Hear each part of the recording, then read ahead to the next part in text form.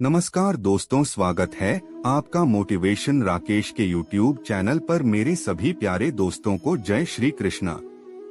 तेनाली रामा की कहानी, बाढ़ और राहत बचाव कार्य। एक बार की बात है, महाराज कृष्णदेव राय के राज्य विजयनगर में बहुत भयानक बाढ़ आई। इस बाढ़ में राज्य के कई गांव डूब गए। इस वजह से राज्य का काफी नुकसान हुआ। इस प्राकृतिक आपदा के बारे में जब महाराज कृष्णदेव राय को पता चला तो उन्होंने एक मंत्री को फौरन बाढ़ से पीड़ित लोगों की मदद करने का आदेश दिया और कहा, बाढ़ से हुए नुकसान को पूरा करने के लिए जितने भी धन की जरूरत हो वह उसे शाही खजाने से निकलवा ले, मगर जल्द से जल्द सभी पीड़ितों की सहायता की जाए। साथ ही कृष्णदेव ने मंत्री से बाढ़ की वजह से टूटे पुल, सड़क और लोगों के घरों की मरम्मत कराने को भी कहा। महाराज का आदेश पाकर मंत्री ने शाही खजाने से ढेर सारा धन निकाला और लंबे समय के लिए गायब हो गया। काफी समय तक मंत्री के दिखाई न देने पर महाराज और अन्य दरबारियों को लगा कि मंत्री बाढ़ पीड़ितों की मदद करने में जुटा होगा, इस वजह से वह इतने दिन से दिखाई नहीं दिया।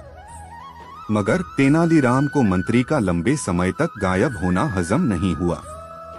इसलिए तेनालीराम ने मंत्री के गायब होने की असल हकीकत जानने का मन बनाया।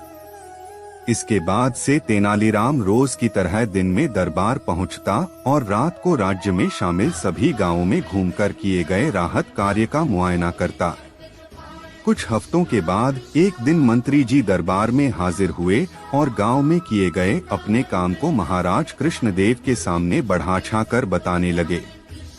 यह सब सुनकर महाराज और दरबार में मौजूद अन्य मंत्री बहुत खुश हुए। सभी ने मंत्री के काम की काफी प्रशंसा की। वहीं तेनालीराम ने भी सभी के सुर में सुर मिलाते हुए मंत्री की प्रशंसा कर दी।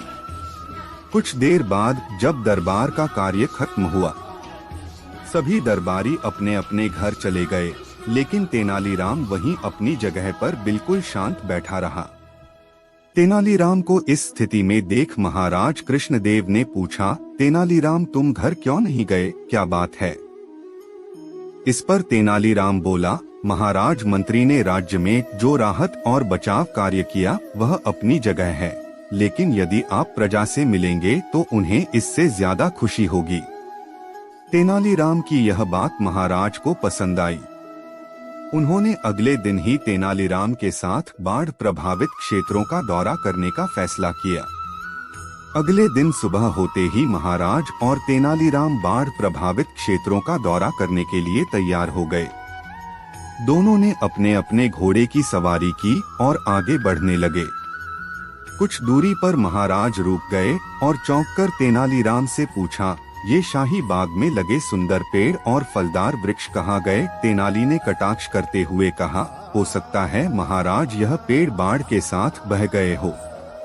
तेनालीराम की यह बात सुनकर महाराज खामोश हो गए और आगे बढ़ने का इशारा किया। दोनों कुछ दूर आगे बढ़ ही पाए थे कि महाराज की नजर वहां मौजूद नालों पर पड़ी। नालों पर मंत्री जी को पुल बनवाने को कहा गया था, लेकिन वहां पुल की जगह पेड़ों के तने डाले गए थे।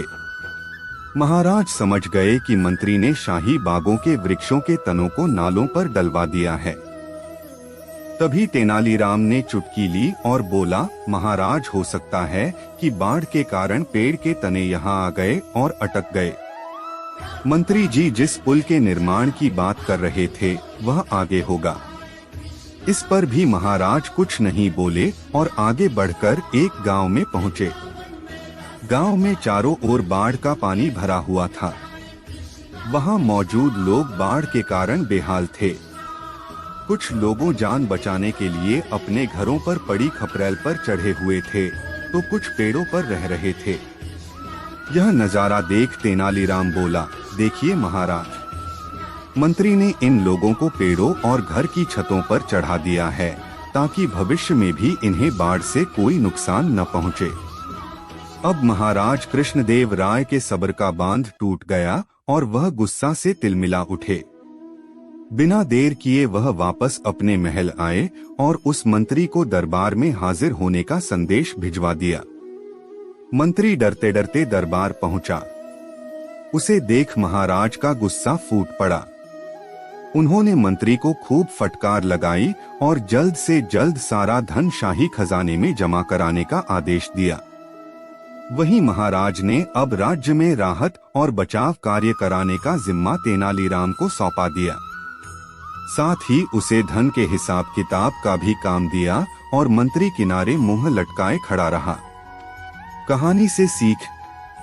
बच्चों, इस कहानी से हमें यह सीख मिलती है कि जब कोई आप पर भरोसा करके कोई बड़ी जिम्मेदारी दे तो आप पूरी ईमानदारी और निष्ठा से उस काम को करें, ताकि उसका विश्वास आप पर हमेशा बना रहे।